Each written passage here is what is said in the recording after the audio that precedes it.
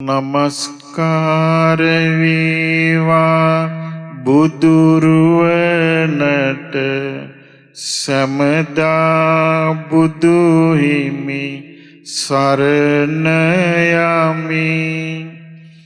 නමස්කාර වේවා ධම්රුවනට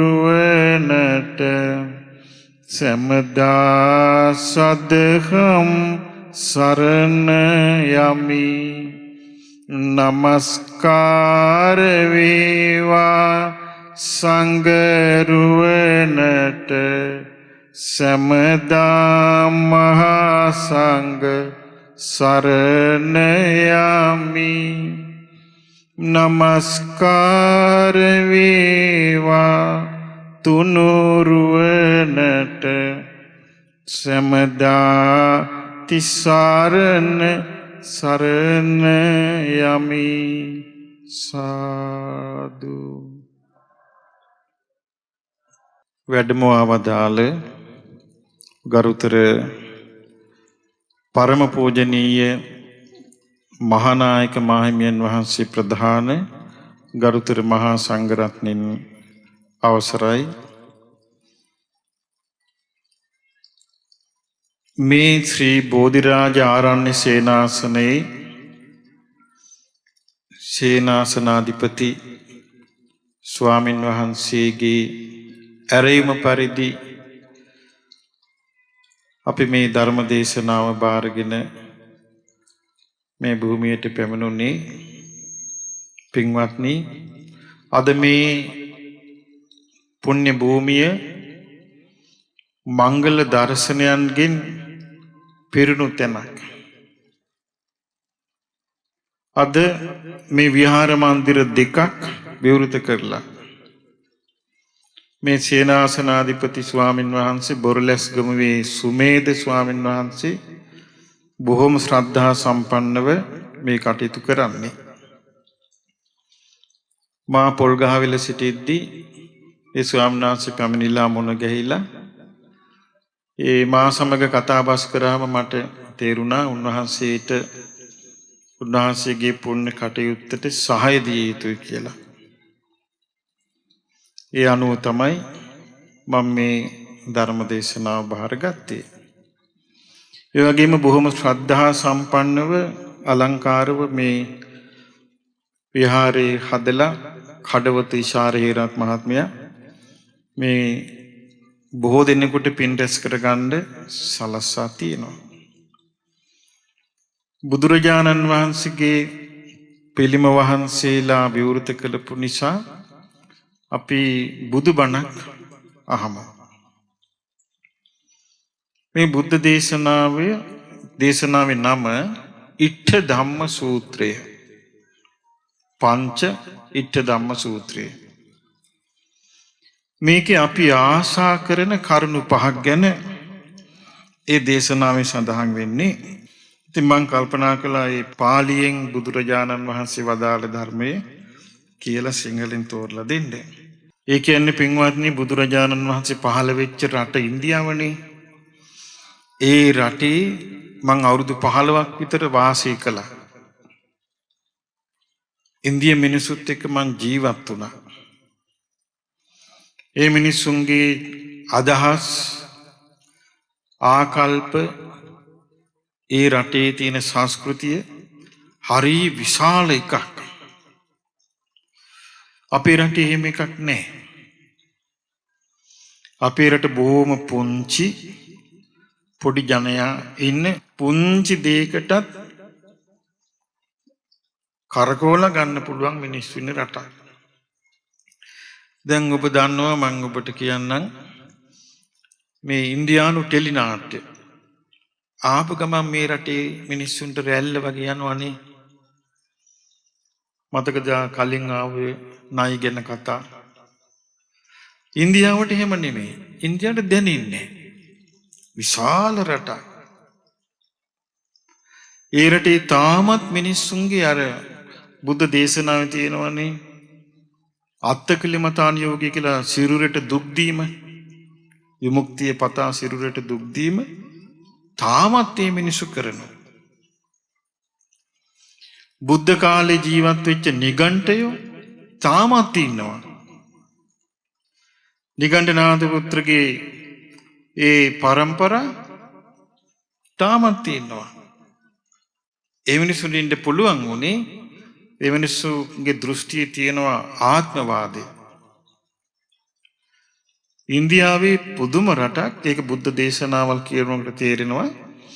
හරියට මිනිස්සු රණ්ඩු කරගත්ත ආත්මය කියන වචනෙත් එක්ක. ඒ කිව්වේ අපි ඒ මිනිස්සු කිව්වේ මහා බ්‍රහ්මයා මේ ලෝක සත්‍යය මවලා තියෙනවා. මවද්දී ඒ මහා බ්‍රහ්මයා මේ ලෝක සත්‍යයේ ජීවිතය අස්සට දැම්මා විනාශ නොවන දෙයක්. ඒක තමයි ආත්මය.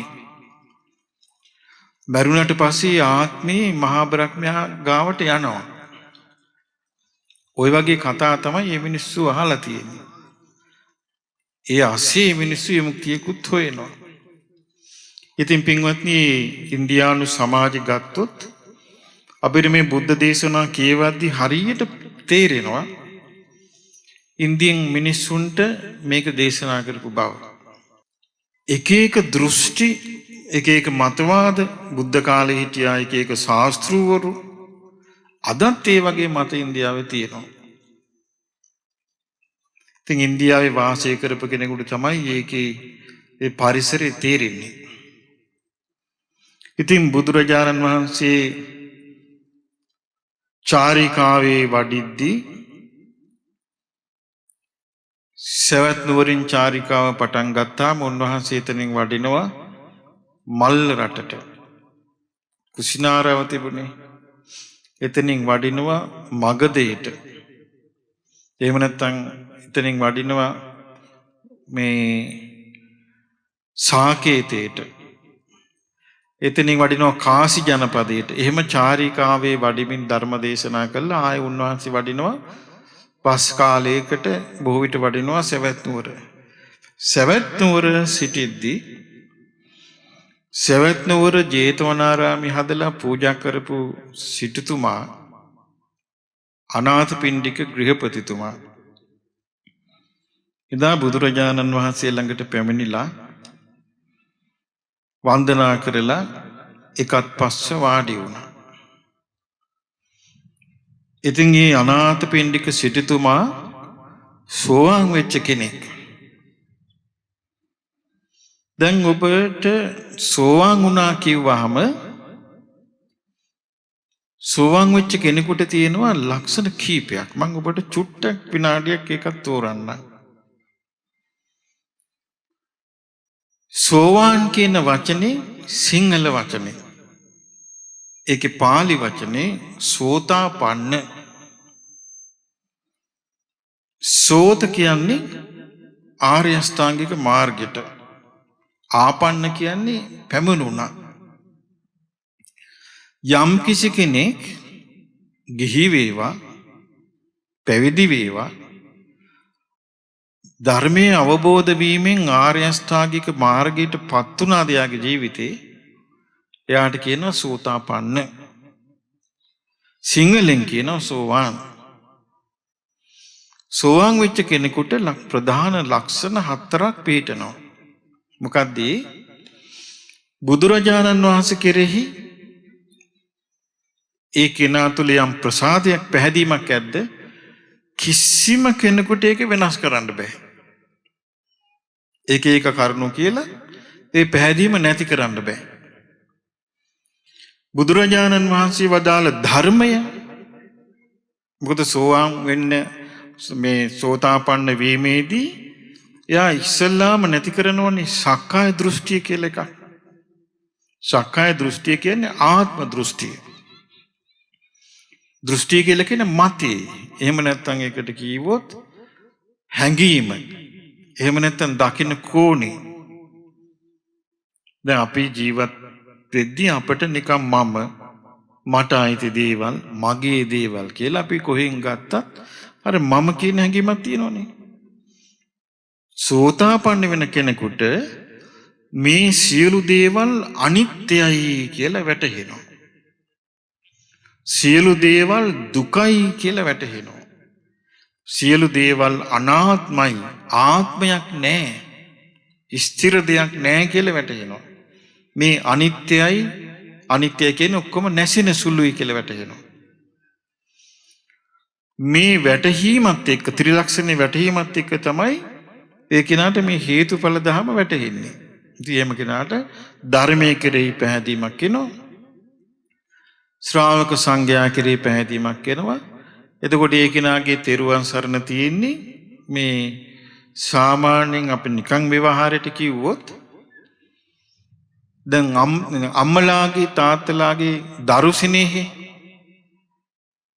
දැන් පුංචි දරුවන්ට අම්මලා තාත්තලා ගැහුවට බැන්නට ඒ අම්මා තාත්තාගේ තියෙනවා දරු සිනහ කියලා එකක්. ඒ දරු සිනහේ තියෙන්නේ සම්මස්නහර විදගෙන ගිහින් ඇට විදගෙන ගිහින් ඇට මිදුළු වල. දරු සිනහ ගැන කතාවක් තියෙනවා. එක මුරණ්ඩු පුතෙක් හිටියා.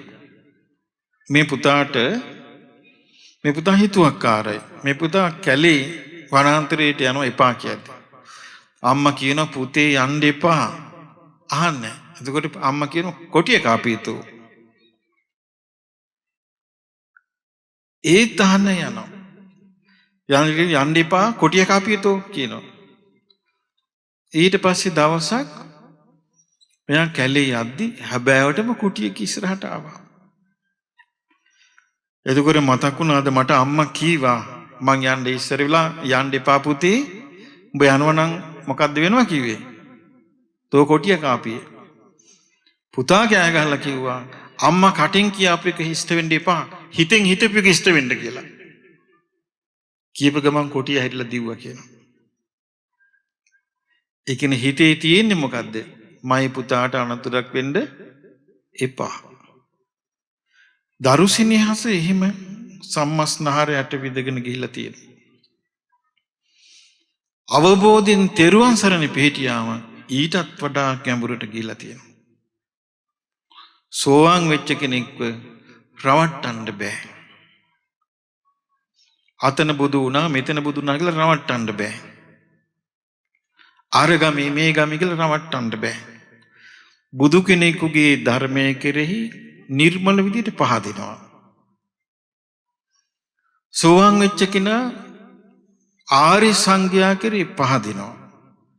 ඒ පැහැදීම ආවට ගියට නෙමෙයි කරුණ සහිතව දැන් ධර්මයේ කෙරෙහි පැහැදුනහම කර්මඵල විශ්වාස කරනවා. මෙලොව පරලොව විශ්වාස කරනවා. ධර්මයේ පුරුදු කරනවා. සෝවාන් වෙච්ච කෙනෙක් ඊර්ෂ්‍යා කරන්නේ, පලි ගන්නෑ, වෛර කරන්නේ, අනිවින කොඩි වින හදිවුණියක් කරන්නේ. ඒ හේතුව එයා ධර්මයේ පිහිටලා ඉන්නවා. ඊළඟට සෝතාපන්න වෙච්ච කෙනා පංචශීලයේ රකින්නවා. දැන් ඔය අපි සිංහලෙන් සමාදන් වුණේ. අද ඔබ සිංහලෙන් පන්සිල් ගත්තා නේද? ඇයි අපි මේ සිංහලෙන් පන්සිල් දෙන්නේ? සිංහලෙන්වත් දෙන්නේ මේවා තේරෙයිද බලන්න. ඇයි මේ පන්සිල් ගන්න මේ බොනවා. ඒ කියන්නේ පන්සිල් මේ සමාදන් වෙනවා මේ අතාරිනවා. එතකොට සිංහලෙන්වත් අපි මේක කියන්න මහන්සි ගන්නේ සිංහලෙන්වත් මේක තේරෙයිද බලන්න. දැන් ඔබට පේනවා ඇතිනේ මේ රටේ කුඩු වලට ඇබ්බැහි වෙලා මිනිස්සුන්ට කුඩු වලට ඇබ්බැහි වෙලා යන විදිය, මද්ද්‍රව්‍ය වලට ඇබ්බැහි වෙලා යන විදිය, මේ ඔක්කොගෙම විනාශ වෙන්නේ බුදුරජාණන් වහන්සේගේ ශ්‍රාවක පිරිස නේද? සිංහල යා කියන්නේ භාග්‍යතුන් වහන්සේගේ පිරිස නේද? මේ මිහිඳු මහරහතන් වහන්සේ මේ සිංහල ජනයාටනේ බුද්ධ ශාසනය බාර දුන්නේ. ඉස්සර හිටපු සිංහලෝ ඒ බර කරට ගත්තා. අද මේ බුද්ධ දේශනා තියෙන්නේ සිංහලයන් නිසා. සිංහල භික්ෂුන් වහන්සේලා තමයි ඉස්සෙල්ලාම මේ බුද්ධ දේශනා තල්පත් තිරුවල ලියලා අනාගතයේ පිණිස ආරක්ෂා කළේ. ඒ නිසායි අද අපි මේවා කියවන්නේ. යම් දවසක තෙරුවන් සරණේ පිහිටීම සිංහලයා අතෑරපු දවසට බුද්ධ ශාසනය ඉවරයි. ඉතින් ඒ සිංහලයා බොන්න පටන් ගත්තොත්, ඒ සිංහලයා කුඩු වලට ඇබ්බැහි වුණොත්, ඒ සිංහලයා මත්ද්‍රව්‍ය වලට ඇබ්බැහි වුණොත්, ඊට පස්සේ නොබොන පිරිසක් ඉන්නවා මිසදිටු පිරිසක් ලංකාවේ. ඒ මිනිස්සු ටික ටික මේ මොකද බුදුරජාන් වහන්සේ මත්පැන් භාවිතය පෙන්වා දීලා තියෙනවා අපාය මුඛ කියලා. අපාය මුඛ කියන්නේ විනාශ වෙන දොරටු. ඒකෙන් එයා හම්බ කරන දේ විනාශ වෙනවා. එයාගේ දේපල විනාශ වෙනවා. පෞල් ජීවිතේ විනාශ වෙනවා. ධනෙ විනාශ වෙනවා. සියලු දේ විනාශ වෙනවා. ඊට පස්සේ මිසදිටුව මේ රට අල්ල ගන්නවා. දැන් බලන්න කොච්චර පැතිරිලා තියෙනවාද කියලා ඒ කුඩු අහුවෙන විදියට. ඉතින් කුඩුවේ අල්ලුවට පස්සේ ඊට පස්සේ අල්ලපු අයමනේ බිස්නස් එකක ගෙනහිල්ලා තියෙන්නේ. ඒතර කොච්චර බරපතල විදියේ විනාශයක්ද අපේ මේ සිංහල ජාතියට වෙන්නේ. ඉතින් පින්වත්නි, ඒ සිංහල පරම්පරාවේ අය තෙරුවන් සරණේ පිහිටලා සිල් ආරක්ෂා කරගෙන හිටපු පිරිසක්. මොකද ඉන්දියාවේ බුදුරජාන් වහන්සේ පහළ වෙලා බුද්ධ ශාසනයේ පැතිරිලා ගියා අවුරුදු 1000කමාරක්. ඊට පස්සේ ඉන්දියාව දූපතක් නෙමෙයි, ඒක මහද්වීපයක්. ඒ ඉන්දියන් මහද්වීපයට නොයේක ආක්‍රමණ ආවා. ඔබ දන්නවා ඉතින් අරාබි ආක්‍රමණය ඇවිල්ලා අවුරුදු 700ක් පාලනය ඉන්දියාව යටත් කරන් හිටියා.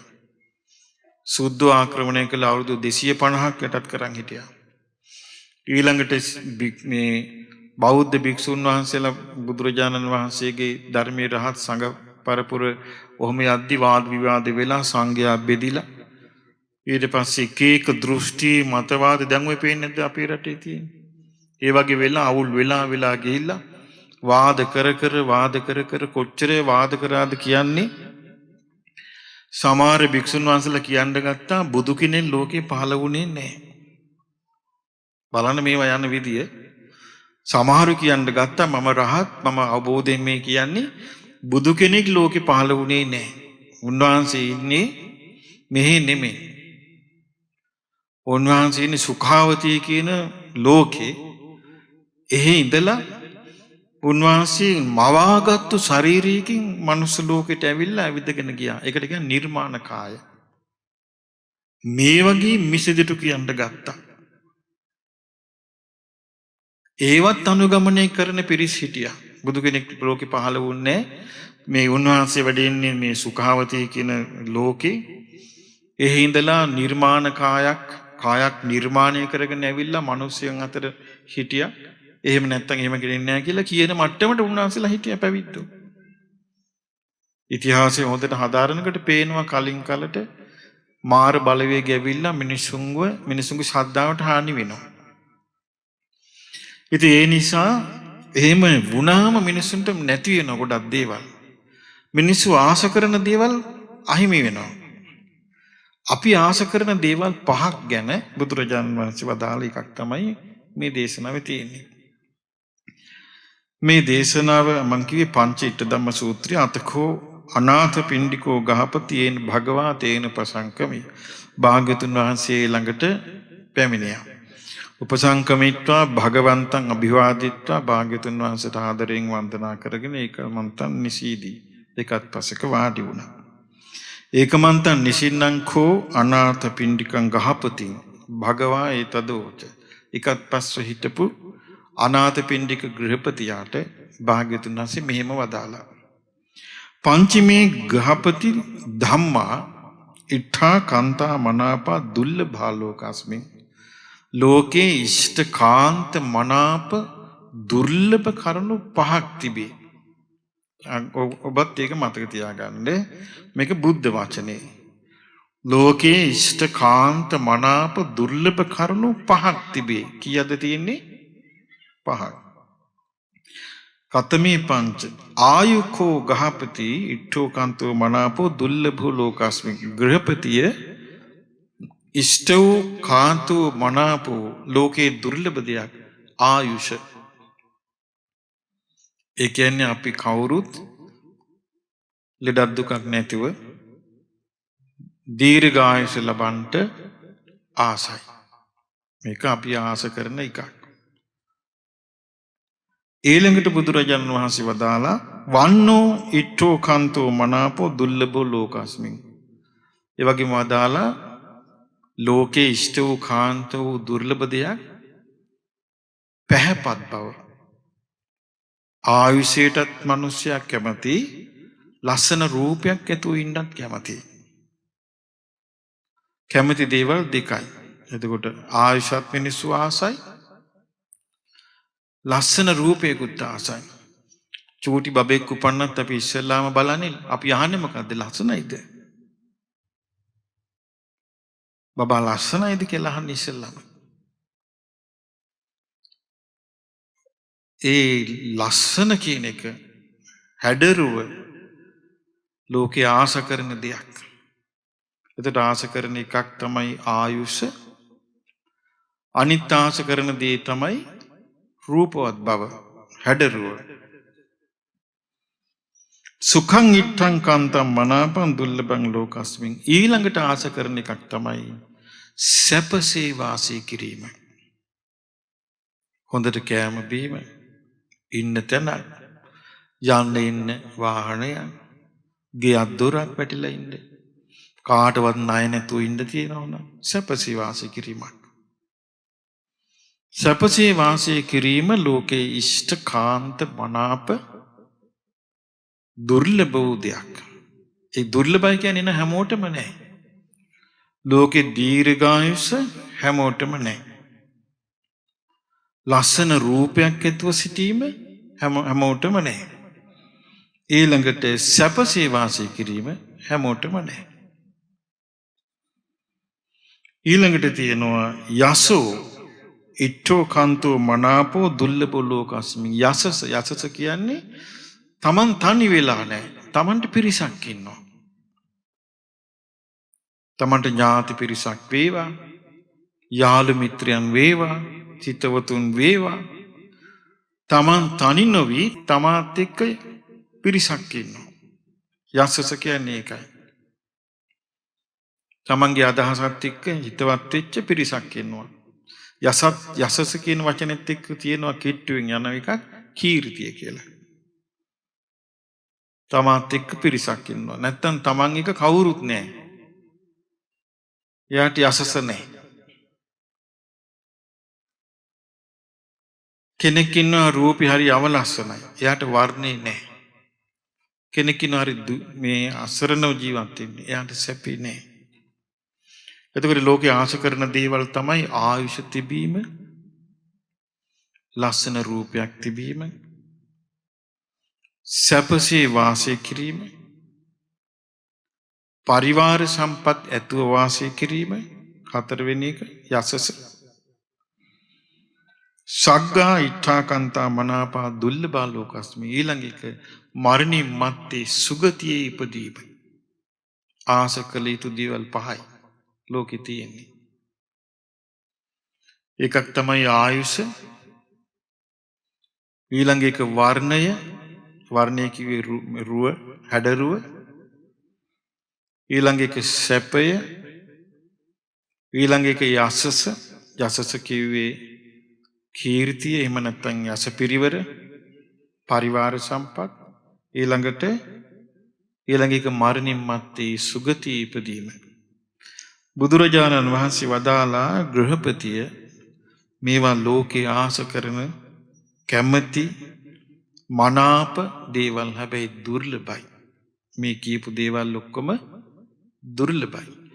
ඉතින් බුදුරජාණන් වහන්සේ වදාලා මෙහිම ගෘහපතිය මේ කියන කරුණු පහ න ආයාචනා හේතුවා පත්තනා හේතුවා පටිලාභං වදාමි. මේවා කාගෙන්වත් ඉල්ලුවාට ලැබෙන්නේ නැහැ කිව්වා. ආයාචනා කරාට ලැබෙන්නේ නැහැ. ආයාචනා හේතු. අපි දෙවියෙක් ළඟට ගිහිල්ලා ඉල්ලුවත්, බබෙක් ළඟට ගිහිල්ලා ඉල්ලුවත්, දේවාලයකින් ඉල්ලුවත්, බෝධියකින් ඉල්ලුවත්, චෛත්‍යකින් ඉල්ලුවත් අපිට මේවා ලැබෙන්නේ නැහැ. ඒ වගේම න පත්තනා හේතුව. ප්‍රාර්ථනා කර කර අනේ මට මේක ලැබේවා. අනේ මට මේක ලැබේවා කිව්වට ලැබෙන්නේ නැහැ කියන. මොනවද ලැබෙන්නේ නැති කරුණු පහ? න ආයාචනා හේතුවා, පත්තනා හේතුවා, පටිලාභං වදාමි. මේ එකක්වත් ලැබෙන්නේ නැහැ. ඒ කියන්නේ ප්‍රාර්ථනාවකින් ආයාචනාවකින් ලැබෙන ප්‍රතිලාභයක් නෙමෙයි කියනවා. ඊළඟට බුදුරජාණන් වහන්සේ වදාරා ආයාචනා හේතුවා, පත්තනා හේතුවා, පටිලාභෝ අභවිස්ස. යම් මේකින් මේ පහ ඉල්ල ඉන්නකොට හම්බ වෙනවා නම්, ප්‍රාර්ථනා කර කර ඉන්නකොට හම්බ වෙනවා නම්, කොයිද කියන හායේත කවරෙක් නම් කුමකින් පිරිහෙයිද කියලා අහන මේ ලෝකේ. ඇයි ඉල්ලන ඔක්කොටම මේවා හම්බ වෙනවා නම් කවරෙක් කුමකින් පිරිහෙයිද කියලා අහන. කොයිද කියන හායේත කවරෙක් කුමකින් පිරිහෙයිද? එහෙනම් කවුරුත් පිරිහින්නේ නැහැනේ. ඔක්කොටම දීර්ඝායුෂ. ඔක්කොම නිකන් ඉටි රූපේ වගේ. ඔක්කොටම සල්ලි භාගේ හොඳට යන්න ඉන්න, කන්න බොන්න හොඳට තියෙනවා. අර ආයුෂ තියෙනවා කියන ලෙඩ දුක් නැහැ, නිරෝගී. ඔක්කොටම හැඩරුව තියෙනවා, දුටුවම් වසී වෙනවා. ඊළඟ ඔක්කොටම සැප සම්පත් තියෙනවා. ඔක්කොටම පිරිවර ඉන්නවා. ඔක්කොම වැරලා දෙවියන් අතර යනවා. කොයිද කේන හායේත කවරෙක් නම් මෙහි කුමකින් පිරිහියයිද? බුදුරජාණන් වහන්සේ වදාලා එතකොට ඊළඟට මෙහෙම. දැන් මේක කියන්නේ නිකන් කෙනෙකුට නෙමෙයි, සෝතාපන්න ඵලයට පත්වෙච්ච කෙනෙක්ට. ඇයි අනාථපිණ්ඩික සිටුතුමාට මේක කියන්න හේතුව? අනාථපිණ්ඩික සිටුතුමා ව්‍යාපාරිකයෙක්. එයා බොහෝ මිනිසුත් එක්ක වාසය කරනවා. සිටුතුමාගේ මාර්ගයෙන් මේ කාරණේ පොදු ජනයාට පැතිරෙනවා. මේ කාලේ වගේ නෙමෙයි පින්වත්නි. මේ කාලේ බණක් ඇහුවට පස්සේ වචනයයි දෙකයි මතකෙ තියෙන. එක්ක මොන හරි වැරදිච්ච බැනපු කෑල්ලක් මතකෙ තියෙනවා. අන්න අරහතු බැන්නනේ. ඕන ඔය කෑල්ල අල්ලලා යනවා. එහෙම නැත්තම් කරපු විහිළු කෑල්ලක් මතකෙ තියෙනවා. අරහඳුරු මෙහෙම කිව්වනේ. ඕක අරගෙන යනවා. එහෙම නැත්තම් ආපු එකක් මතක නැහැ නැගිටිනකට.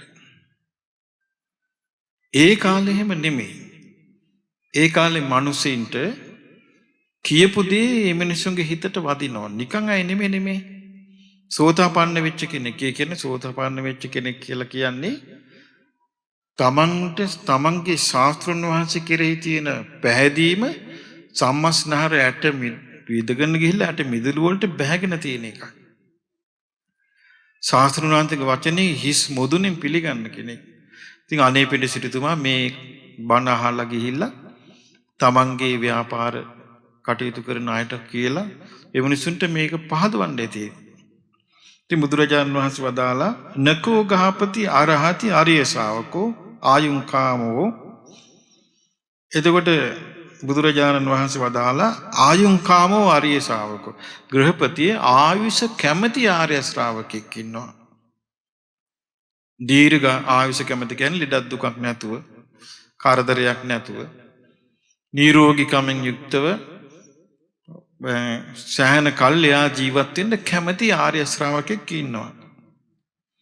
නකෝ ගහපති අරහති ආර්ය ශාවකෝ ආයුකාමෝ ආයුං ආචිතුං වා අභිනන්දිතුං වා ආයුස්සම පිහිතුං. එතකොට ආර්ය ශ්‍රාවකෙක් ආයුෂ කැමති කෙනෙක් ගැලපෙන්නේ නැහැ කියනවා. අනේ මට දීර්ඝායුෂ ලැබේවා කී ඉල්ලන එක. ඒක ගැලපෙන්නේ නැහැ කියනවා. අනේ මට ආයුෂ ලැබේවා, මට දීර්ඝායුෂ ලැබේවා, මට දීර්ඝායුෂ ලැබේවා කී මේ අනුන්ගෙන් ඉල්ලීමක් ගැලපෙන්නේ නැහැ කියනවා. එතකොට ආයුෂ කැමති වෙලා ඒ විදිහට ඉල්ලලා ආයුෂ ලබන්න ගැලපෙන්නේ නැහැ කියනවා. මොකද හේතුව?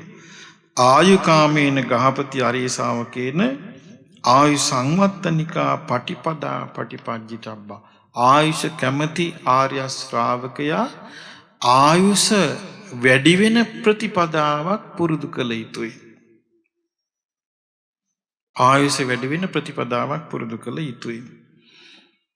ඒ ප්‍රතිපදාව පුරුදු කරාට පස්සේ සෝ ලාභී හෝති ආයුෂ දිබ්බස්සවා මානුසස්සවා. දෙවියන් අතර ගියත් දීර්ඝායුෂ ලබයි. මිනිසුන් අතර හිටියත් දීර්ඝායුෂ ලබයි. එතකොට පින්වත්නි මේ දැන් අපි බලමු මේ පුංචි දරුවෝ පොඩි කාලේ නැති වෙනවා. හරියට ලංකාවේ මේ ඇක්සිඩන්ට් වලින් නැති වෙනවා. ඊළඟට නොයෙක් අනතුරු වලින් නැති වෙනවා. නමුත් බලන්න මේ කොරෝනා හැදිච්ච වෙලාවේ අපි ශ්‍රද්ධා ටීවී ඔස්සේ අපි නිතර කියා හිටියා රතන සූත්‍රය කියන්නේ. රතන සූත්‍රයට පුළුවන්කමක් තියෙනවා මේ වසංගත බය මඩින්න පුළුවන් කියලා බුද්ධ දේශනාවට. අනේ ඒක අහලා ගොඩාක් අය දිවා රාත්‍රී රතන සූත්‍රයේ දිගටම ගෙවල් වල කිව්වා. අපේ ස්වාමීන් වහන්සේලා ඒ සද්ධා මැදිරියේ නිරන්තරයෙන්ම රතන සූත්‍ර සජ්ජායනා කළා. බලන්නකෝ මේ වසංගතය අපේ රටට තදට බලපෑවේ නෑනේ.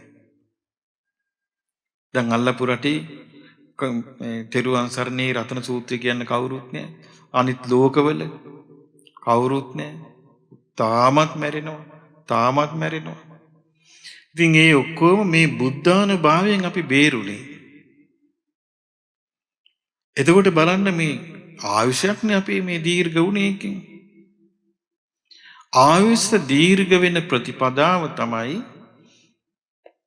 ප්‍රාණඝාතයෙන් වැළකීම, අනුන්ට හිංසා පීඩා කිරීමෙන් වැළකීම. ඒ වගේම හොඳ නැති එකක් තමයි දැන් මේ අනවින කොඩි වින හදිහූඩියන් කිරීමෙන් වැළකීම. ඒක කළ යුතුයි. අනවින දැන් මේ පසුගිය දවස්වලත් ඒ පොල් ගහවල ඒ පවුලක් ආවා. හරි දුකටපත් වෙලා අසරණ වෙලා අපිට කියන්න ගත්ත විස්තරේ කොඩි වින කරපුවා.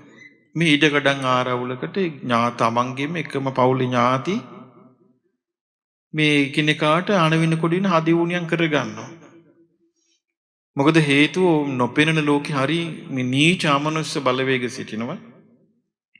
ඒ අමනුෂ්‍ය බලවේග මෙහෙවන්න ඉන්න අසත්පුරුෂය ලෝකේ ඉන්නවා. මොකද පින්වත්නි ලෝකේ මිනිස්යන් කොටස් දෙකකට බෙදෙනවානේ. සත්පුරුෂ මිනිස්සු, අසත්පුරුෂ මිනිස්සු කියලා. අසත්පුරුෂ මිනිස්සුන්ට කේන්ති ගියාම ඒ අසත්පුරුෂ මිනිස්සු කරන්නේ හිමීට විනයක් කරනවා. විනයකට බැඳින්නේ අමනුෂ්‍යෙක්. අමනුෂ්‍යෙක් විනයකට බැඳෙනවා කියන්නේ මේ වගේ එකක්. දැන් අපි කියනවා දඩයම් බල්ලෙක් ඉන්නවා කියමු දඩේමට පුරුදු. ඒ දඩේමට පුරුදු බල්ලට දඩයම් කාර්යයා කියනවා සතෙක් පෙන්නලා ඉසු කියනවා. අර දඩයම් බල්ලට වෙන මොකුත් මතක නැහැ. අර සතෙක් පෙන්නලා දුන්නද ගොදුර පෙන්නුවද ඉසු කියලා ඒ ගොදුර පස්සේ දුවනවා ඒක හපන්න. ඔය වින කරනවා කියන්නේ එහෙම එකක්. ලාමක දඩයම් බල්ලෝ වගේ සිටින අමනුෂ්‍ය කොටස් සිටිනවා මේ ලෝකේ.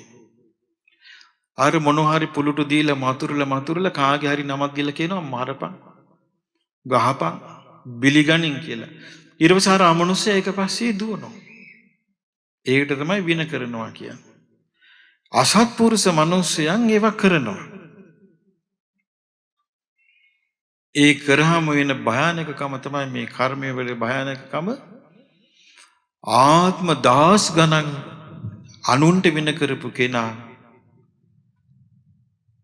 ආත්ම දහස් ගණන් විනවලට අහු වෙනවා. නාගසේන මහරහතන් වහන්සේගේ මිලින්ද ප්‍රශ්නේ කියනවා මිනිස්සුන්ට ආයුෂ නැති වෙන විදි. කියනවා මිනිස්සුන්ව වතුරේ ගිල්ලලා මරපු අය උපනුපන් ආත්මේ වතුරේ ගිලිලා මැරෙනවා. මිනිස්සුන්ව ගිනි තියලා මරපු අය උපනුපන් ආත්මේ ගින්නට අහුවෙලා මැරෙනවා. මිනිසුන්ට වසවිස දීලා මරපු අය උපනුපන් ආත්මේ වහ කැවිලා මැරෙනවා. මිනිස්සුන්ව කපලා කොටලා මරපු අය උපනුපන් ආත්මවල තමන් කැපී කෙටි මැරෙනවා. මැරෙන විදි.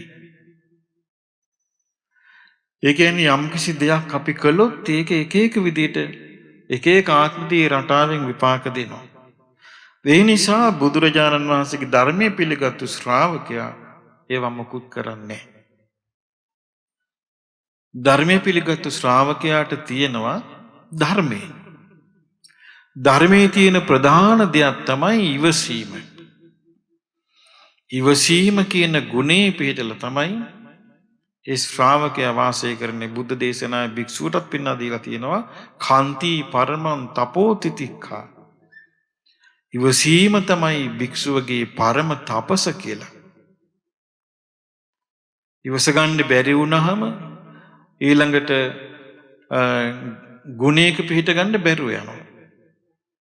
ඉතින් එතකොට තමන් කලබල වෙලා එහෙම නැත්නම් රණ්ඩු සරුවල් වෙලා විශාල වශයෙන් හානි කරගත්තාම ආයුෂ නැති වෙන ප්‍රතිපදාවක යනවා. ආයුෂ ලැබෙන ප්‍රතිපදාවක් ඔබ ආසනම් ඔබ කිසි කෙනෙකුට එහෙම විපතක් කරන්න එපා.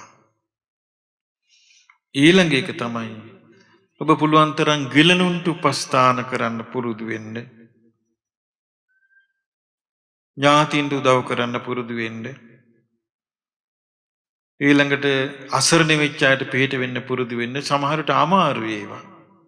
අමාරු වුණත් මේ සංසාර ගමනේ යන කෙනෙකුට හරි පිටක් පිටක්. ඊළඟට මොකද බුදුරජාන් වහන්සේ පෙන්වා දීලා තියෙනවනේ යෝගිලානං උපට්ඨේය සෝමං උපට්ඨේය. යම් කිසි කෙනෙක් ගෙලනුන්ට වටන් කරනවා නම් ඔහු මට වටන් කරන්නේය කියලා බුදුරජාන් වහන්සේම දේශනා කළා තියෙනවා. ඒකට හේතු වුණේ සවැත් නුවර බුදුරජාණන් වහන්සේ සවැත් නුවර වැඩ සිටිද්දි ජේතවනාරාමේ ඉතින් සංඝයා 100 ගණන් දහස් ගණන් වැඩ සිටි තැනන්නේ. උන්වහන්සේ වඩිනවා කුටි සංඝයාගේ කුටිවල බලන්න වඩිනවා. වඩින්නකට එක භික්ෂුව කෙඳිරි ගගා ඉන්නවා. බලද්දි මුළු ඇඟේම තුවාල දාලා සැරව ගලනවා සිවුරු ඔක්කොම සැරවවල ඇලිලා. ඉතින් බුදුරජාණන් වහන්සේ එතනට ගිහිල්ලා ඇහුවා කවුරුත් නැද්ද මේ භික්ෂුවට උපස්ථාන කරන්න. අනේ ස්වාමීනි අනිත් අය ලෙඩ වුණාට පස්සේ මේ භික්ෂුව පැත්තේ පලාති බලන්නේ නැහැ කිව්වා. ඒ නිසා තමයි මෙයාට මේක වුණේ කිව්වා. ඊට පස්සේ බුදුරජාණන් වහන්සේ සංඝයා රැස් කළා කිව්වා මහණෙනි එහෙම කරන්න එපා. මව්ට පියාට සහෝදරයන්ට ඔක්කොටම ඉන්නේ මේ මහාන වෙච්ච ඔබ විතරයි.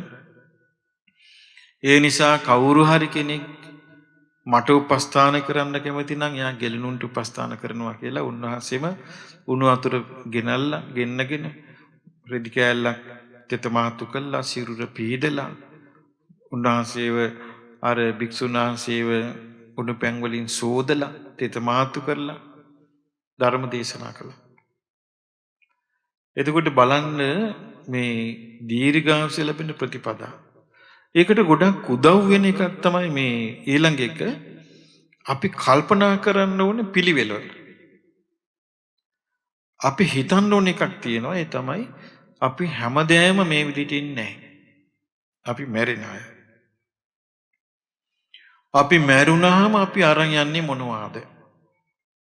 ඊළඟ ලෝකෙටත් අපි යන්න ඕනේ දීර්ඝායුෂ ලැබෙන ප්‍රතිපදාවක් අරගෙන. දැන් මේ බුදුරජාන් වහන්සේ වදාලා මේ ප්‍රතිපදාව කොහොමද කියලා දීර්ඝායුෂ ලැබෙන ප්‍රතිපදාවක හිටියෝ සෝලාභී හෝති ආයුෂ දිබ්බස්සවා මානුසස්සවා. ආයුෂ ලබනවා දිව්‍ය ලෝකෙ ගියත් දීර්ඝායුෂ ලැබෙනවා. මානුෂ ලෝකෙ දීර්ඝායුෂ ලැබෙනවා. පින්වත්නි විපස්සී කියලා බුදුරජාණන් වහන්සේ පහළ වුණා. විපස්සී කියන බුදුරජාණන් වහන්සේ මීට 91 කල්පයකට පෙර ඒ බුදුරජාණන් වහන්සේ වැඩ සිටිය වනාන්තරයක. ඒ වනාන්තරේ ගස්වල මල් වර්ගයක් පිපිලා ඒ මල් වලින් හැදුන මල් රේණු වලින් හැදුන අසනීපයක්. යුරෝප රටවලත් ඒ පායන කාලේ වගේ එනකට මල් රේණු හැදිලා පෝලන්ඩ් කියලා හෙම්බිරිස්සවුන් හැදෙන අසනීපයක් හැදෙනවා. එතකොට ඒ වගේ මේ කැලේ ඉඳෙද්දි හැදුනා. ඒ බුදුරජාණන් වහන්සේට රහතන් වහන්සේලාට සංඝ පිරිසට. ඒ කාලේ හිටිය වෙද මහත්තයෙක්. ඒ වෙද මහත්යාර සියලු බුදුරජාණන් වහන්සේටයි සංඝයාටයි බෙහෙත් කර සුවපත් කළා. ගිලානෝපස්ථාන අනුසස් ඒකේ ආනිසංස බලන්න අපේ ගෞතම බුදුරජාණන් වහන්සේගේ කාලේ උන්වහන්සේ මනුස්ස ලෝකේ ඉපදිලා වයස 80ක් ගිහි ජීවිතය ගත කළා. වයස 80 දී පැවිදි වුණා. පැවිදි වෙලත් වයස 80ක් වාසය කළා. ඒ කියන්නේ උන්වහන්සේගේ ආයුෂ අවුරුදු 160ක්. හැබැයි මේ 160 වසරටම හෙම්බිරිසාවක් හැදිලා නැහැ. කිවිසුමක් ගිහිලා නැහැ. උන්වහන්සේට තමයි බක්කුල රහතන් වහන්සේ කියලා කියන්නේ. බලන්න මේ උපස්ථානයේ දීර්ඝායුෂ දීපු හැටි, නිරෝගීකම දීපු හැටි. ඒ වගේම තමයි බුදුරජාණන් වහන්සේ වෙනුවට දැන් අපිට වැඩ ඉන්නවා ජයශ්‍රී මහ බෝධීන් වහන්සේ. අනුරාධපුරයේ උඩමළුවේ වැඩ ඉන්නවා ජයශ්‍රී මහ බෝධීන් වහන්සේ. මේ ඉදිරියට අපිට පේනවා අනුරාධපුර බෝධීන් වහන්සේගේ ශාඛා බෝධීන් වහන්සේ නමක් වැඩ ඉන්නවා. එතකොට ඒ බෝධීන් වහන්සේලා සලකන්නේ ජීවමාන බුදුන් හැටියට. ඒකෙදි බෝ මළුව ඇමදීම, බෝපත් නොපෑගීම, බෝපත් එකතු කරලා පසකින් තැබීම, ඊළඟට බෝවත්තු නොකැපීම, බෝධීන් වලට කරන උපස්ථාන, ඒ ආදිය දීර්ඝායුෂ ලබන්න හේතු වෙනවා. ඊළඟට හේතු වෙනවා දීර්ඝායුෂ ලබන්න ගරාවැටුණු සෑ පිළිසකර කිරීම, ප්‍රතිසංස්කරණය කිරීම. පින්වත්නි, ඔබ දන්නවද ශේරුවාවිල කියලා පළාතක් ගැන? ශේරුවිල තියෙනවා ලස්සන සෑයක්. මම පැවිදුනේ එහි. තිකුණාමල පැත්තේ. මේ හබරණින් තමයි යන්න තියෙන්නේ. ඒ අපේ නායක හාමුදුරුවන්, මගේ ගුරු හාමුදුරුවන් දඹගස්සාරී සුමේදංකර නායක හාමුදුරුවෝ තමයි ශේරුවිල හොයාගත්තේ. එතකොට පස්කන්ද. ඉතින් ඒ කාලේ මේ වගේ ධර්මයේ ලොකුට නෑ සුද්ධංගේ කාලේ හරියට වෙ නැකත් කේන්දර පස්සේ තමයි ගියේ. ඒ කාලේ අපේ නායකවරුන්ගේ කේන්දරේ බලපු අය කියලා තියෙනවා අවුරුදු 80ක් ඉන්නවා කියලා. බණ පොතේ සඳහන් වෙනවා ගරාවැටුණු සෑ, ගරාවැටුණු බෝකොටු, සංඝාවාස පිළිසකර කිරීමෙන් දීර්ඝායුෂ ලැබෙනවා කියලා. ඉතින් නායකවරු ඒ ගැන දැනුමක් තිබුණේ නැහැ. නමුත් ඒ ගැන නොසිතා ශේරුවිල සෑය ප්‍රතිසංස්කරණය කළා. උන්වහන්සේට ඒකේ අනුසස් ලැබුණා. 80න් අපවත් වෙනවා කිව්වේ වයස 92 වෙනකන් සුවසේ වැඩ හිටියා. 92කින් අපවත් වුණා. එතකොට බලන්න මේ දීර්ඝායුෂ ලැබෙනවා. දීර්ඝායුෂ ලැබෙන ප්‍රතිපදාවේ ඊළඟට බුදුරජාණන් වහන්සේ වදාලා කෙනෙක් ආර්ය ශ්‍රාවකෙක් ඉන්නවා, සුතවත් ආර්ය ශ්‍රාවකෙක් ඉන්නවා, වන්නකාමෝ ලස්සන රූපයකට කැමති. දැන් ඔබ නිකන් හිතන්න මේ ලස්සන රූප තියෙන මිනිස්සු, ලස්සන රූප තියෙන ස්ත්‍රීන්, ලස්සන පුංචි දරුවෝ දැක්කාම අනේ මේ වගේ ලස්සන දරුවෙක් අපටත් නැත්නම් හිතෙන්නේ නැද්ද? මෙච්චර මේ වගේ ලස්සන කෙනෙක් ඇත්නම් ලබනාත්මෙ මට මේ වගේ ලස්සන වෙලා උපදින්නේ නැත්නම් හිතෙන්නේ නැද්ද ඒවා? හිතෙනවනේ. රූපේ ලස්සනයි දැක්කාම හිතෙනවා අනේ අපිටත් මේ වගේ ලස්සන රූපයක් ඇති උපදින්නේ නැත්නම්.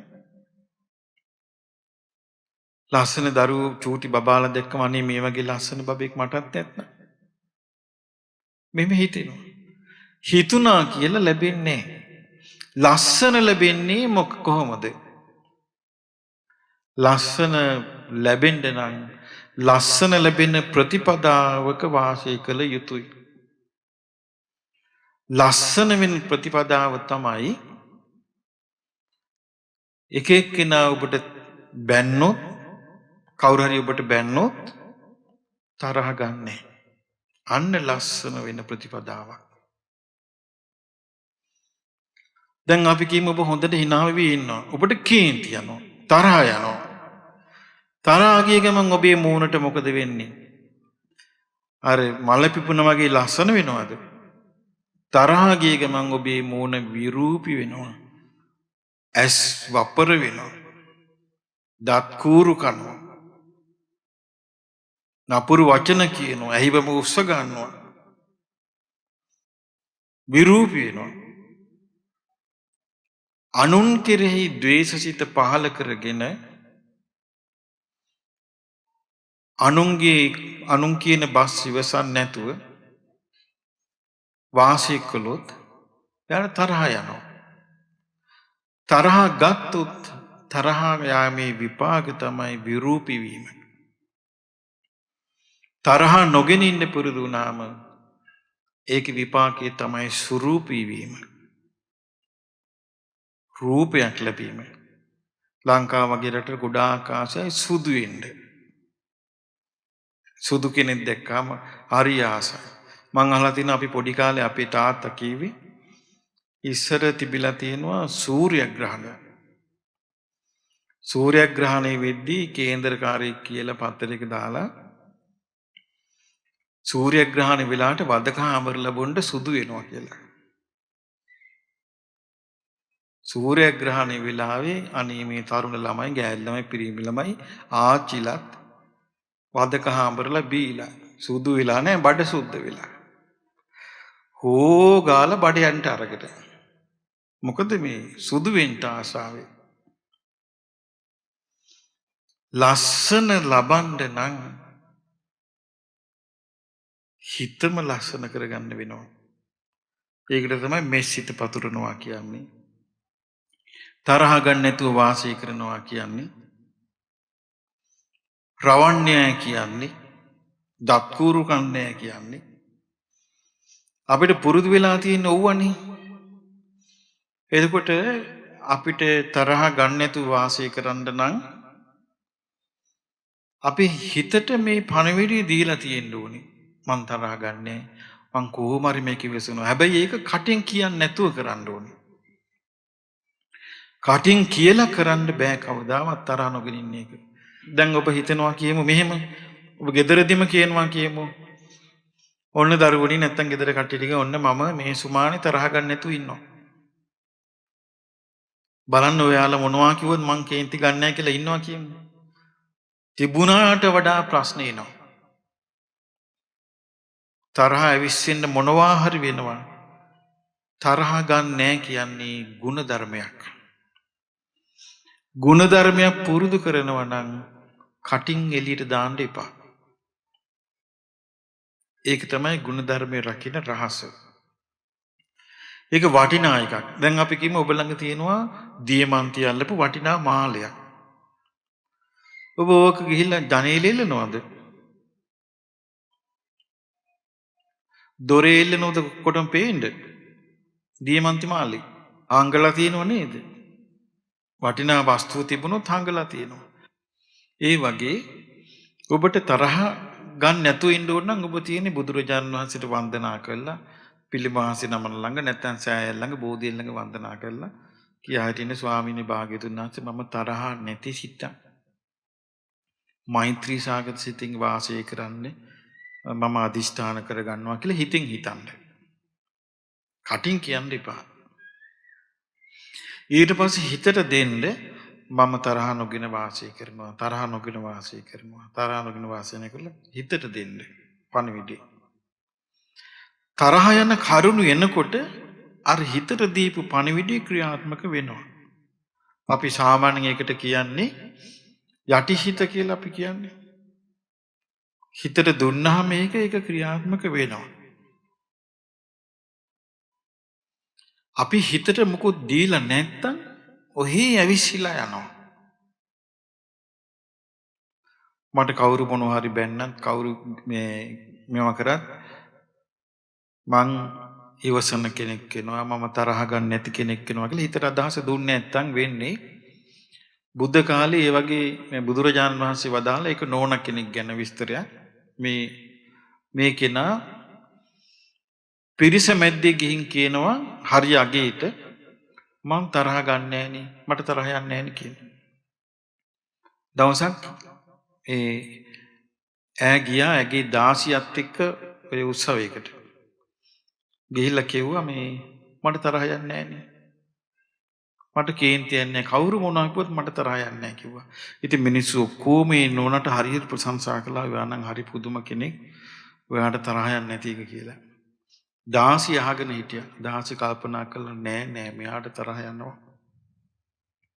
දාසි හිතුවා මං ගෙදර වැඩ ඔක්කොම කරන නිසා තමයි මොන්දේ තරහ ගන්න නැතුව ඉන්නේ. මොන්දේට තරහ යනවද නැද්ද මං බලන්න ඕනේ. අන්න දැන් තමන් කටින් කිව්වා අභියෝගي බාරගත්තේ කවුද? දාසි. ගෙදර ආවා. වෙනදට දාසි පාන්දර නැගිටිනවා. එදා දවල් එන්නකම් බුදිය ගත්තා.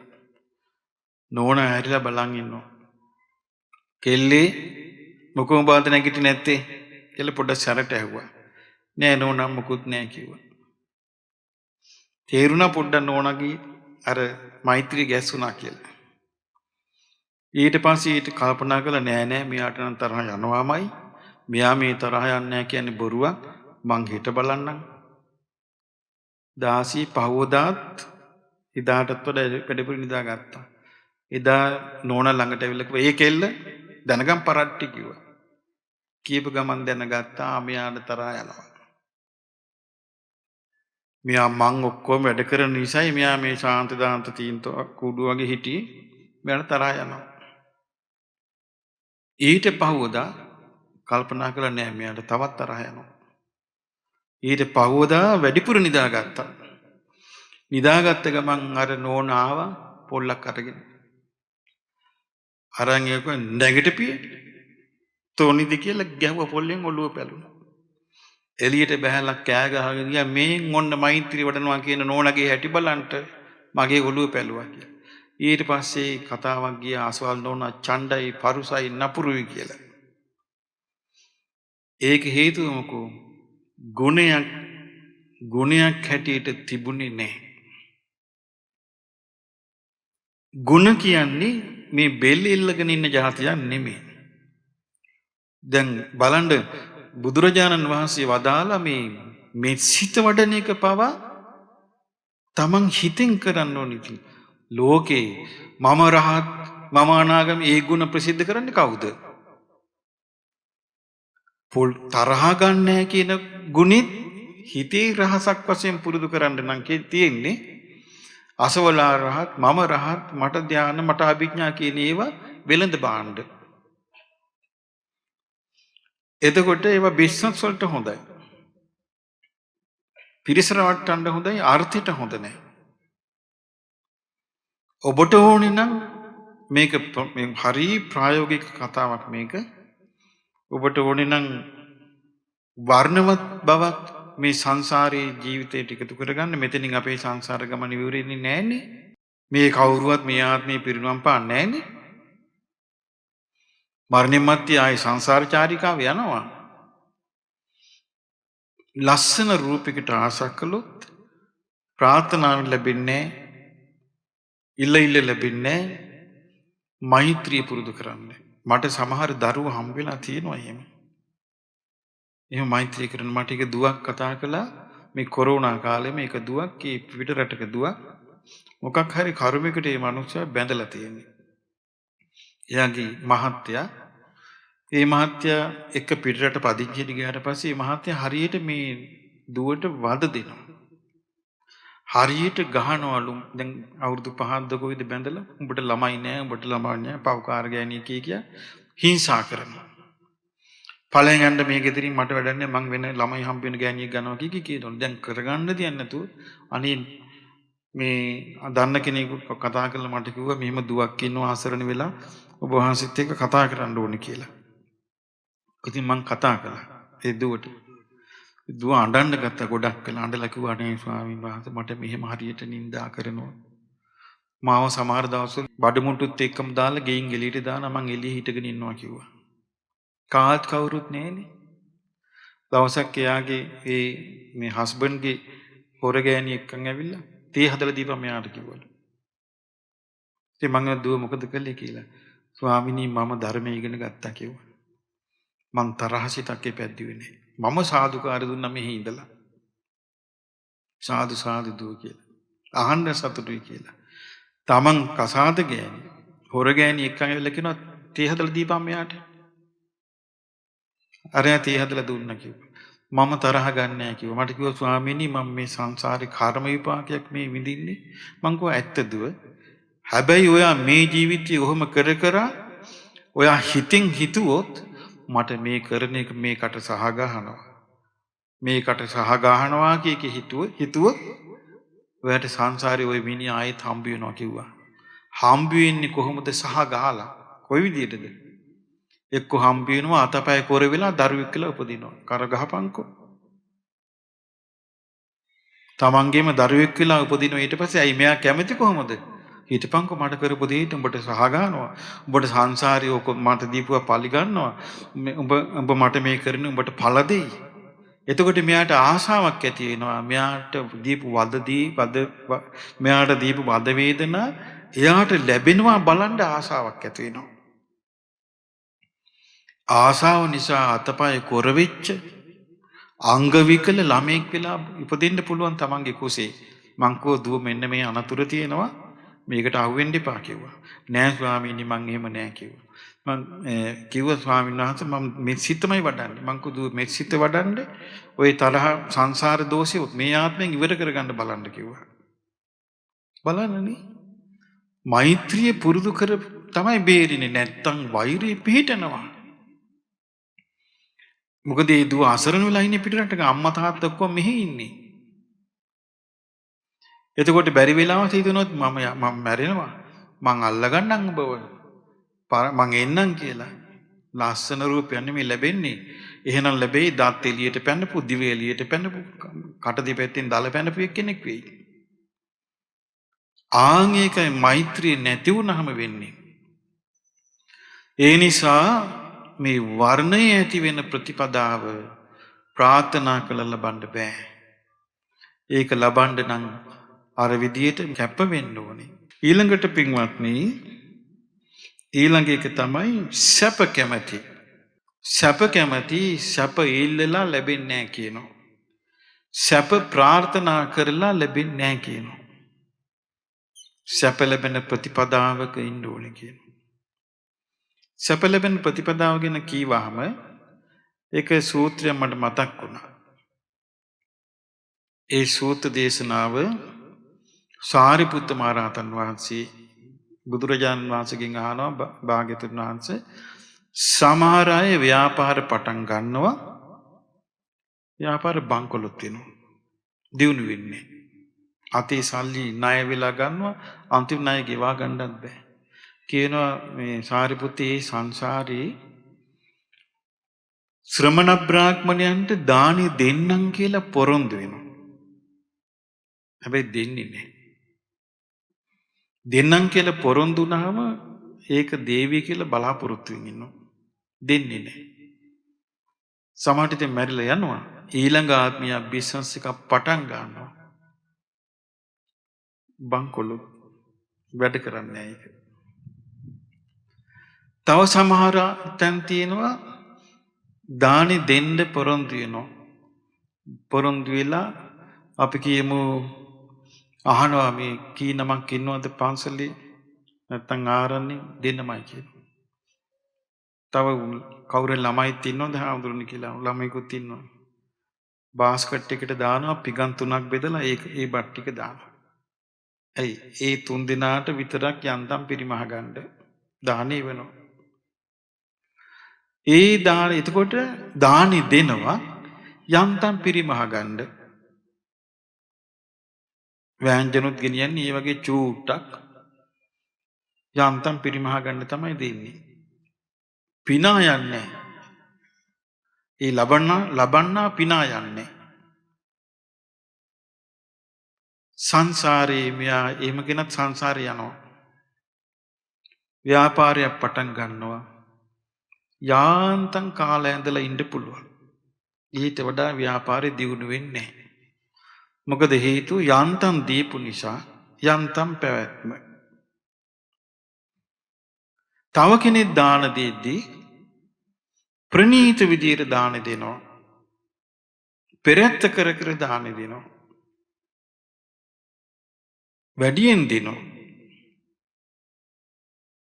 එහෙම කෙනා සංසාරේ යනකොට සුළුවෙන් පටන් ගන්නවා විශාල කර්මාන්ත, විශාල බිස්නස්, මහා ධන සම්පත්. මොකද හේතුව සංසාරයේ අත දිගෑරලා දීලා. මේ හැම කෙනෙකුගේම සංසාර ගමනේ ලෝකෙ එහෙම එකක් තියෙනවා.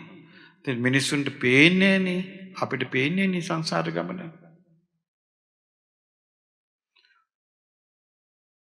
කොටින්ම කියන්නේ මේ බුදුරජාණන් වහන්සේගේ කාලේ එක භික්ෂුන් වහන්සේ නමක් හිටියා.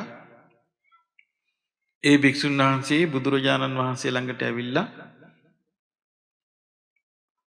කිව්වා භාග්‍යවතුන් වහන්සේ මම සමාධියක් ඉපදුනා.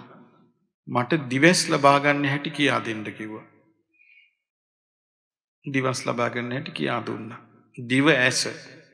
ඒ කිව්වේ ඈත තියෙන දෙයක් පේනවා. ඈත ඉන්න මිනිස්සු, දෙවියෝ පේනවා.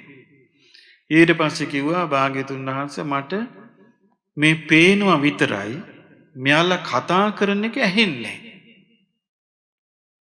බුදුරජාණන් වහන්සේ වදාළ භික්ෂුවක අතාරින්න. ධර්මය පුරුදු කරන්න කිව්වා. දැන් මේ භික්ෂුවගේ හිත රිදුන හරියට. මොකද එයා ඒ භික්ෂුනම ආසයි දිව්‍ය ශ්‍රවණය. දෙවියන් කතා කරන එක අහන්න ආසයි. ඇහෙන්නේ. ආයිමත් ගිහලා පෙරත්ත කර කර කියලා නිකන් දැන් නිකන් නෝකඩු කියන්න ගත්තා. බුදුරජාණන් වහන්සේ වදාළ භික්ෂුව දිව්‍ය ශ්‍රවණයට උමනා පින ඔබ තුල නැහැ.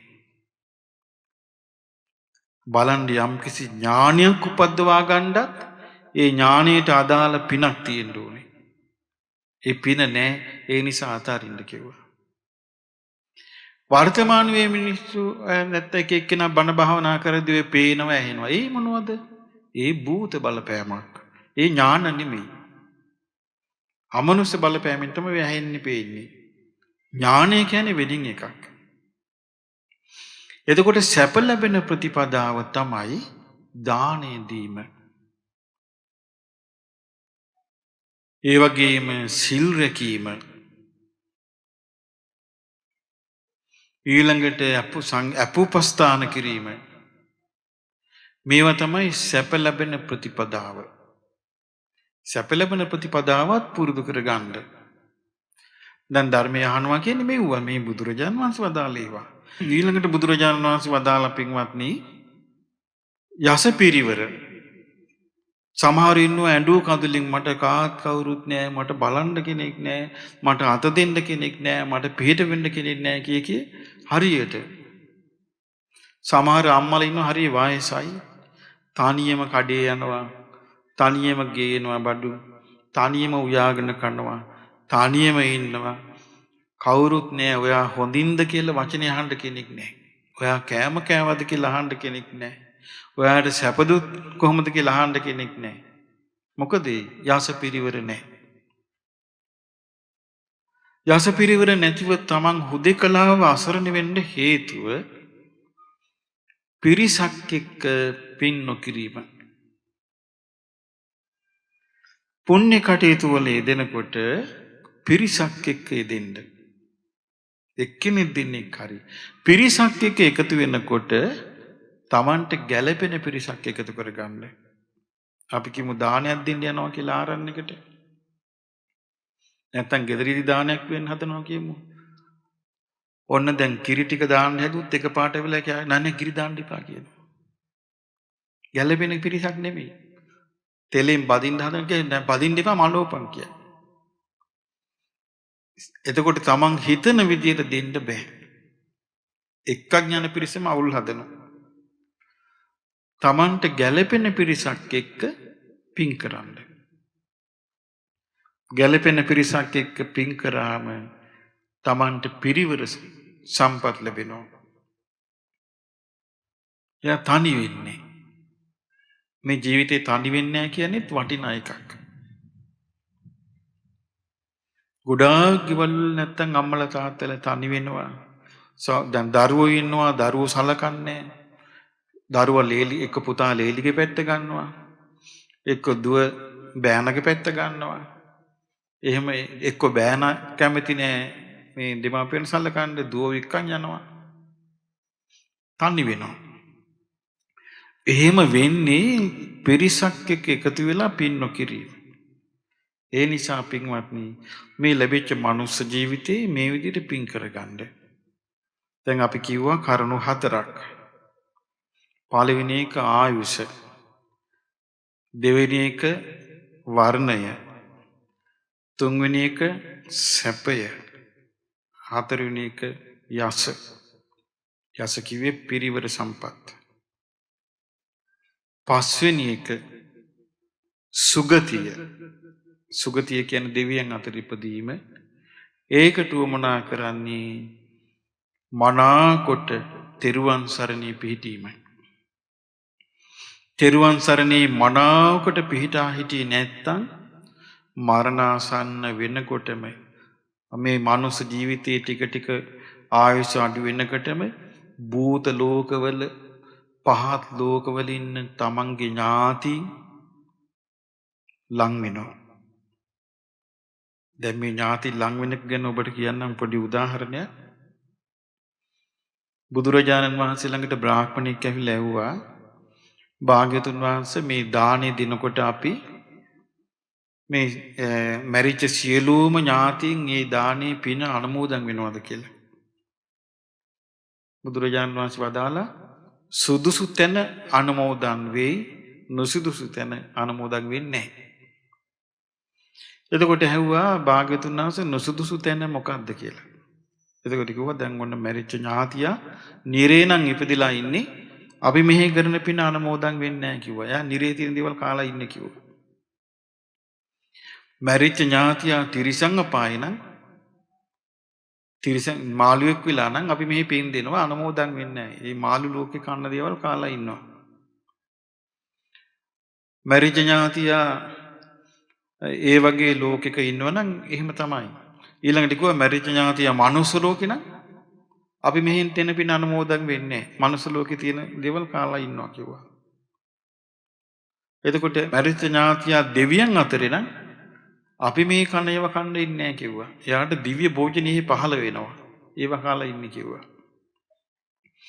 මරිච්ච ඥාතියා ප්‍රේතෙක් වෙලා ඉන්න ඕනේ. පරදත්ත උපජීවි ප්‍රේතෙක් වෙලා. ඒක තමයි සුදුසු තැන කිව්වා. එහෙම හිටියොත් එයා ඇවිල්ලා පින් ගන්නවා. ඒ පිනේ සැප වෙනවා. ඊට පස්සේ ඇහුවා ඒ ඥානසෝනි කියන බ්‍රාහ්මණයා භාග්‍යතුන් වහන්සේ මරිච්ච ඥාතියා අපි දානයක් දීලා පින් දෙනකොට ඒ ඥාතියන් නාවොත් වෙන ඥාතින් එනවා කිව්වා. ඊට පස්සේ ඇහුවා භාග්‍යතුන් වහන්සේ වෙන ඥාතින් නාවොත් බුදුරජාණන් වහන්සේ වදාලා බ්‍රාහ්මණය මේ සංසාරේ බොහෝ ඥාතින් ඉන්නවා. ආරංචියෙන් ඥාති එකතු වෙනවා කිව්වා. මමත් නෑදෑයෝ කියලා ආරංචියෙන් එකතු වෙනවා කිව්වා. මම යාගේ අසෝලා මටත් පිනක් ගන්න කියලා එකතු වෙනවා කිව්වා. දානයක් දෙන්නකොට මැරිච්ච ඥාතින් වෙනුවෙන්. මැරිච්ච ඥාතින් වෙනුවෙන් දානයක් දෙනකොට මියා මගෙත් අසෝලා කියලා එනවා. ඒ වගේ තමයි ඔබ මරණ ආසන්න වෙනකොට මියා ඉන්න ඕනේ මාත් එක්ක මියා මගෙත් අසෝලා කියලා මරණාසන්න වෙලා ඔබට ඇවිල්ලා අඬගසාවි. අහල නැද්ද ඒ වාසික අය කියනවා මරණාසන්න වෙච්ච අය කියනවා අසෝලා කතා කරනවා අසෝලා අඬ ගහනවා ඔක්කොම මැරිච්ච අයගේ නම් ලිස්ට් එක කියනවා. අසෝලා අඬ ගහනවා අසෝලා මට එන්න කියනවා. අසෝලා කියනවා ලෑස්තියන් දැන් කාලේ හරි කියලා. මේ භූත ලෝකෙට අදින්නේ සුගතිය නෙමෙයි. සුගතිය දුර්ලභයි. මනුස්ස ලෝකෙත් දුර්ලභයි. කලම් දැන් ඉන්න මිනිස්සුන් මැරිලා ආයි ලේසිය මිනිසෙක් වෙන්නේ. ඊළඟට දෙවියන් අතර උපදිනවා කියන්නේ දුර්ලභයි. ඒ දුර්ලභ වූ දේ ලබා දෙන්න පුළුවන් අවබෝධයෙන්ම තෙරුවන් සරණේ පිහිටලා සිටියොත්. ඒ සරණට හානි කරගන්න නැතුව ඉන්න ඕනේ. ඒකට ගොඩාක් උදව් වෙනවා මේ තිසරණ සරණ හානි කරගන්න නැතුව ඉන්න නම් අපිට මිහිඳු මහරහතන් වහන්සේ ලබා දීපු ධර්මයේ නිර්මල ධර්ම නිසා බොහෝ දෙනෙක් සුගතිය උපන්නා. බුදුරජාණන් වහන්සේගේ බුදුගුණ 9 බුදුගුණ 9ක් තියෙනවා. ඒ අරහං සම්මා සම්බුද්ධ විද්‍යාචරණ සම්පන්න සුගත ලෝකවිදු අනුත්තර පුරිස ධම්මසාරති සත්තා දේවමනසානම් බුද්ධෝ භගවා මේ ගුණ 9 විස්තර වශයෙන් ඉගෙනගෙන හිත පහදවා ගන්න මාන් සරණ ගිය බුදුරජාණන් වහන්සේ කාන්තිම මේ ගුරුණු යුක්තයි කියලා හිත පහදවා ගන්න. ඒ පහදවගෙන ඒ සරණීම හිත පිහිටවාගෙන ඉන්න. ඒකාන්තයෙන්ම චතුරාර්ය සත්‍ය අවබෝධ කිරීමෙන් සසර දුකින් අත් මිදෙන්නේ බුදුරජාණන් වහන්සේගේ ධර්මයේ විතරමයි මේ චතුරාර්ය සත්‍ය අවබෝධය තියෙන්නේ නිවන තියෙන්නේ කියලා හිත පහදව ගන්න. භාග්‍යවතුන් වහන්සේගේ ශ්‍රාවක සංඝයා විතරමයි සසරෙන් අත් මිදුනේ නිකලෙසුනේ ලෝකෙ වෙන කිසි කෙනෙකුට එහෙම වුණේ නැහැ කියලා බුදුරජාණන් වහන්සේ ළඟට දවසක් පාපසේක ආවා. ඇවිල්ලා කිව්වා භාග්‍යවතුන් වහන්සේ අන්‍යාගම් වල අයත් මරුණාම දෙවියන් අතර උපදිනවද කියලා ඇහුවා. බුදුරජාණන් වහන්සේ වදාලා පින්වත මං ආපස්සට බලනවා දැන්. එකක් දෙකක් නෙමෙයි 91 කල්පයක් ආපස්සට බැලුවා. බලලා කිව්වා එක්කෙනෙක් දෙවියන් අතර ඉපදිලා ඉන්නවා කිව්වා. ඒකේනත් පින්පව විශ්වාස කරලා ඒ විදිහට වැඩ කළ කෙනෙක් කිව්වා. දැන් බලන්න සුගතිය කොච්චර දුර්ලභද කියලා. වර්තමාන වෙද්දී නම් මේ සිංහලයා යන්නේ සුගතිය නෙමෙයි දුගතියමයි. රාවණේ කල්ල ගන්නවා. ඒ කියන්නේ යක්ෂ. යක්ෂයෙක්ගේ තුන්වෙනි පන්තියේ අසුර. ඊට පස්සේ ඒකේ හිත පිහිටුව ගන්නවා. ආයේ තෙරුවන් සරණ කතාවක් නැහැ. සුගතියේ කතාවක් නැහැ. දුගතියමයි. මිනිසුන්ගේ ලේ මස් කන මලමිනී වල කුණු වෙන මලමිනී වල සැරවුරුරින් යක්කු තමයි ගොඩක් ඉන්නේ. ඔය යක්ෂ ලෝකෙට තමයි ඒ හිත පිහිටවන්නේ. රාවණ කිය. මරණින් මත්තේ ඒ වගේ තැනක උපන්න කාලෙට තේරෙවි අනේ මට සත්පුරුෂ ආශ්‍රයයක් ලැබුණේ නෑනේ. බුද්ධං සරණං ගච්ඡාමි කියලා මාත් කිව්වනේ. මට මේ සරණේ පිටුවා ගන්න බැරුව ගිහින් මම මේ වෙන මොකද්ද මම මේ සරණ ගියේ අපිට යක්කු බොලව ගියේ මම මේ කී මම මේ කොහෙද ගියේ කියලා තේරෙවි මැරිලා හිට ගියපු කාලෙට. ඒ විශේෂ දන්න කෙනා දන්නවා ඒකේ භයානකකම. ඉතින් ඒ නිසා තෙරුවන් සරණේ මනාකොට හිත පිටුවා ගන්න. තෙරුවන් සරණේ මනාකොට හිත පිටුවොත් එයා සුගතියේ විතරක් නවතින්නේ නැහැ. එයා සුගතියෙත් යනවා.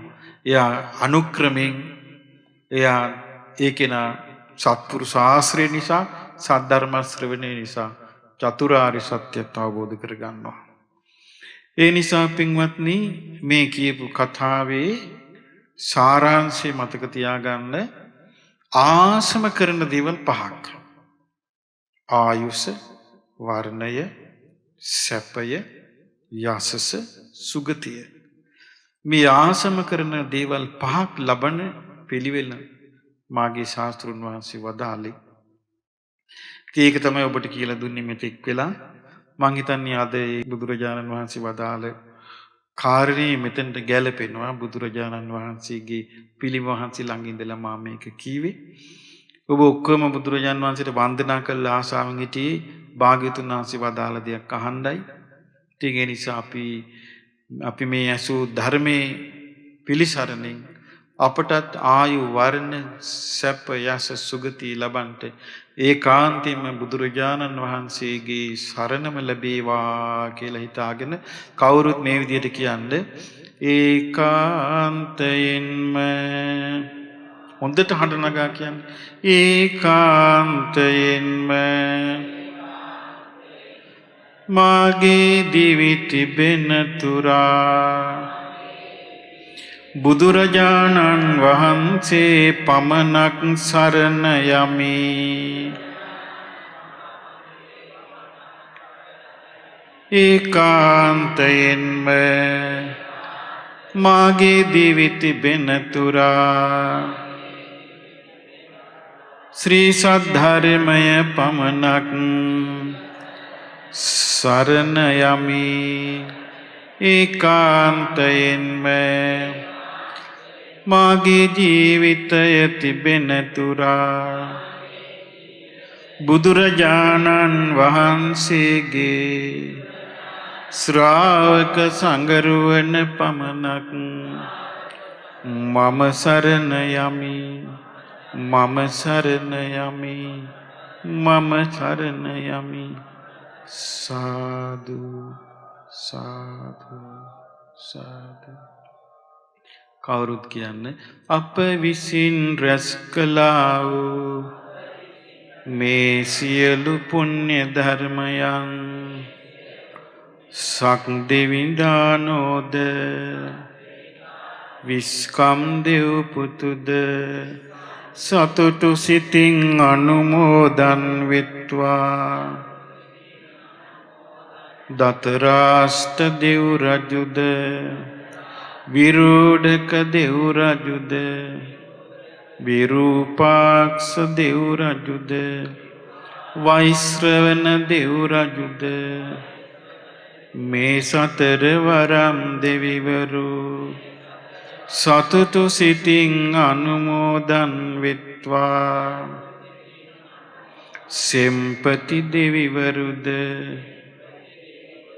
අපගේ ඉෂ්ඨකාමී දෙවිවරුද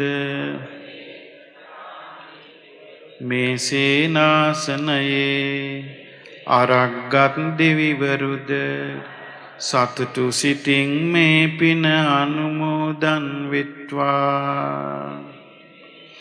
අප සියලු දෙනාගේ දියුණුවත් ආරක්ෂාවත් සලසත්වා.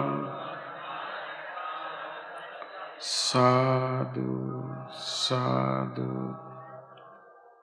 අප සියලු දෙනාටද මේ පින් බලයෙන් උතුම් චතුරාර්ය සත්‍ය ධර්මය අවබෝධ කිරීම පිණිස සත්පුරුෂ ආශ්‍රය ලැබේවා. සද්ධර්ම ශ්‍රවණය ලැබේවා. සියලු යහපත සැලසේවා. සාදු සාදු සාදු. ඒ වගේම මේ රැස් කළ සියලු පින් බලයෙන් මේ ලංකාවෙත් ලෝකේ දුක් විඳින ජනයාගේ කොරෝනා වෛරසයේ ඉක්මනින්ම මේ වසංගතයෙන් දුර වෙලා සියලු ලෝ සත සුවපත් වෙත්වා කියලා සාදු කියනවා. මෙවැනි වටිනා ධර්මදේශනා නැරඹීමට ශ්‍රද්ධා YouTube චැනලය සබ්ස්ක්‍රයිබ් කර සීනුව ලකුණ ඔබන්න.